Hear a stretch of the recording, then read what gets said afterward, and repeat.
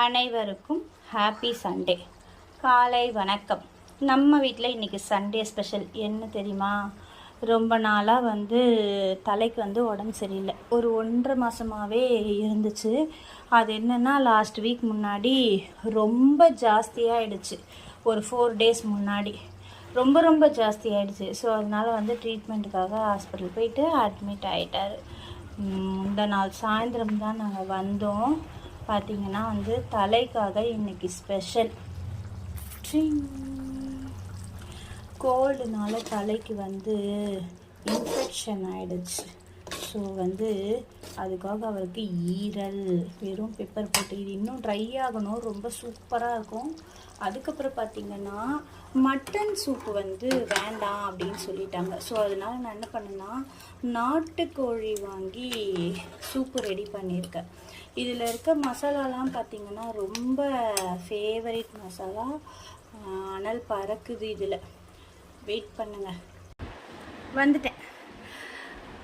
ரொம்ப வீட்லேயே ரெடி பண்ண மசாலா, இஞ்சி பூண்டு சுக்கு தனியா மிளகா மீன்ஸ் வத்த மிளகா இதெல்லாம் போட்டு கூடவே மிளகு ஜீரகம் இதெல்லாம் போட்டு வீட்லேயே ரெடி பண்ண மசாலா சூப் ரெடி பண்ணியிருக்கேன். தலை தூங்கிட்டுருக்காரு. தலை எழுந்ததான் அவருக்கு ஸ்பெஷல் சாப்பாடு. ஒரு வாரம் ஆயிடுச்சு அவர் சரியாக சாப்பிட்டே. ஸோ அதனால் வீட்டில் சமைச்சு கொடுக்கலாம் அப்படின்னு சொல்லிட்டு போயிட்டு வாங்கிட்டு சமைச்சாச்சு.